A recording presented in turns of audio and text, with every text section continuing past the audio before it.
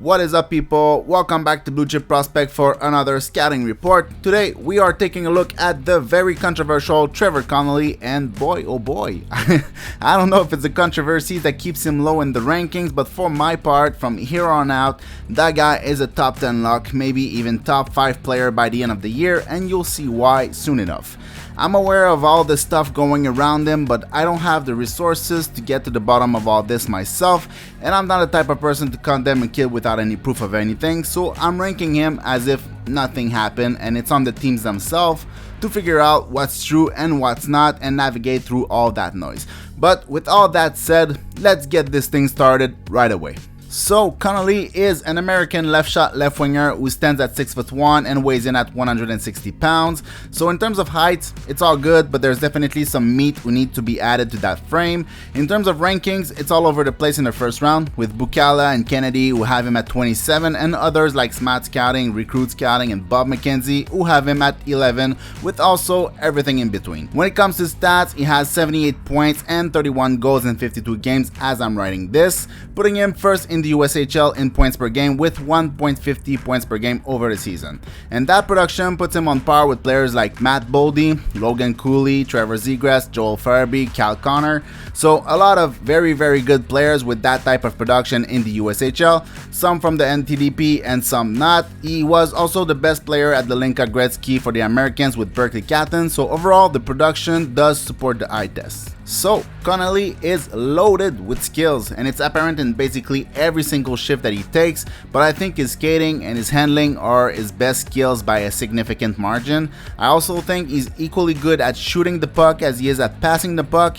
Where I can see some debate is on the hockey sense front. I put him as above average because he can be very creative with the puck on his stick and is often very well positioned offensively as well as defensively, but I would understand if somebody graded it as average. I debated putting his compete as a 7.5 but decided to stay a little bit conservative, but he's no lazy player whatsoever. He works hard all over the ice and he drives the net consistently, so in the end he projects really well. Before we turn on the clips, please take the time to like and subscribe if you like what I do, and especially if you come back to watch your favorite prospect. It helps me grow the channel and reach more people who could be interested in this type of content, so please take the time to like and subscribe. Also, if you're interested, I'm basically taking my video content and make it into articles on my brand new website. I also try to stay as close as possible to what I say in these videos, so if you want to come back to some info about a player, you can just go to that player on that website and find that section you were looking for, since it's separated by attributes just like the vids, and get the info you wanted just like that. It's magical. The website is thebluechipprospect.com if you want to go take a look. So alright, enough chit chat, let's roll. Alright, so the skating. Connelly is a fantastic skater, and there's no other way to put it. To me, he's one of the best skaters in the draft. He's extremely fluid and agile on his skate. He can turn and navigate through traffic effortlessly. He can break, pivot, and explode the other way in a fraction of a second. He can send mixing nose with little stutter steps here and there, and he can circle the offensive zone without ever letting the opposing team know what their next move is. Whenever he has the puck on his stick, he attacks with pace, but everything is designed to send misdirections continuously. It's crazy to me how fast he can go and still fake left and right with his feet. As we go on in this video, you will see that every stride and every look and every handle is designed to send the other team one way while he explodes the other way.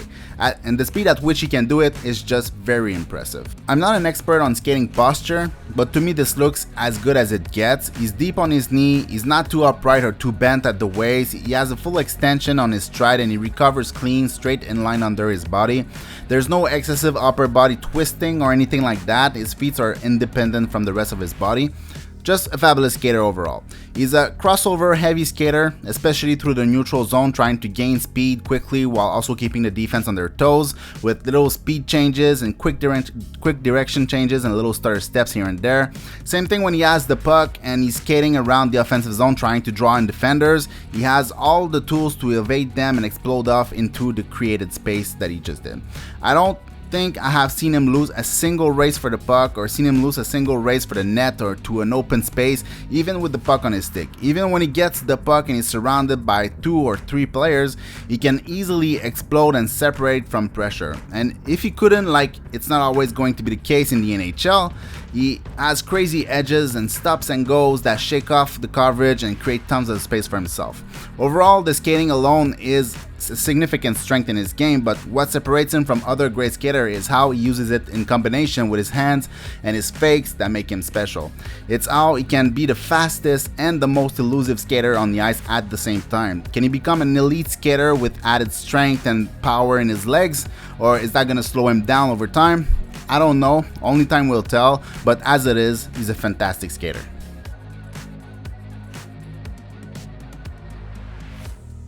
For the hockey sense, I'm just not sure how to grade it. On one hand, he often tries to do too much and he skates himself between every player on the ice just to lose it, and he also doesn't use his teammate as well as he should, like little give and goes here and there to gain position free of pressure for a dangerous shot on net. But on the other hand, he reads the ice really well and he doesn't really force passes. He's the Leo Carson of the 2024 draft when it comes to drawing in defenders and looks on himself to create giant open areas for others. He knows how to use his best assets for best results. He's often positioned really well offensively as well as defensively. He always puts himself along the board to intercept back passes along the board from the player who just gained the entry, or he silently attacks the short passing lanes between attackers to jump in at the last second with his stick and break up plays. That guy is good and that guy is smart, but he needs to use his teammate better and be less of a one-man army. He will also need to learn to make plays faster. Like in the USHL, he can hold onto the puck indefinitely and wait for lanes to open, but in the NHL, touches are rarely 10 seconds long in the offensive zone, so quicker decision making and less ballerina stuff will be essential to succeed. When it comes to stick handling in this draft, there's Demidov, and then there's a few players all bunched up together in that second tier, and he's one of them. But unlike Demidov, he's a much better skater and can really combine both to get off pressure. I'm not sure there's any player in this draft who can sell the inside-outside move followed by an explosion and a drive to the net like Connelly. Deeks and dangles are parts of every shift for Connelly. Sometimes it's to gain the inside and sometimes it's to move sticks out of passing lanes. Sometimes it's to gain entry and sometimes it's to protect the puck, but one thing is sure is that it's an integral part of his game. Like I was saying in the hockey sense part of the video, he attacks defenses head on knowing that he has the handling skills and the reach to keep the puck away while attracting double coverages on himself to open space. His puck protection skills are just off the chart and I'm really excited to see what it will look like at the NCAA level against bigger and stronger and faster competition, but at the USHL level he looks elite at keeping the puck away from sticks while waiting for plays to open. Then there's every single entry that comes with a little shoulder fake, giving him enough space and time to gain the zone cleanly and make something with that space. He can get the puck through legs and stick with ease, he can toe drag the puck to the inside with ease, he can navigate the traffic in the middle of the ice with ease, but that's not even what really his game is all about. As well as he can do all of that at a very high level and those moves will translate to the NHL, his stick and link skills is a misdirection tool, it's a space opening tool, it's a time creating tool, it's a tool that is used in conjunction with his skating to open that little extra space and that little extra time to make the best plays possible, or to create plays to the inside, which is always heavily guarded in every single league. By using his tools, he finds ways to the inside, which is why I absolutely believe that all of this is going to be high-end at the NHL level. If we take Seneca for example, he's just as good as Connelly as a puck handler, but does he create the same type of misdirection and space and time as the same level as Connelly? Not even close. So as you can see, I found love. So let's keep going. It's funny because Connelly has that profile of the highly talented offensive forward that usually don't give you much on the compete side of things, like Kristall or Mishkov for example from last season, but he's a highly competitive player. It's important to make the distinction here between competitive and physical, as I sometimes talk about both together. Connelly is not physical. I saw him stand up for himself and go fight, or at least try to fight a guy after a hit he didn't like, but physicality is not a part of his game. But Connelly plays hard with and without the puck. He has no problem fighting for pucks and get out of battles with 1 or 2 or even 3 players on his back and still make plays from there. He's very aggressive on the puck carrier, trying to apply as much pressure as he can within his role, using his stick to break up plays night after night. He will skate full tilt back-to-back check and cover for a defenseman who got caught up deep. He skates across the defensive zone with all of his got to put his stick on the puck. He's that guy with the wind flapping on his jersey all night long because he's trying to be on every single puck, whether it's defensively or offensively. Obviously, he will have to adapt to different systems, but we can't blame him for not trying. It's obvious that he cares, and it's obvious that he wants to win.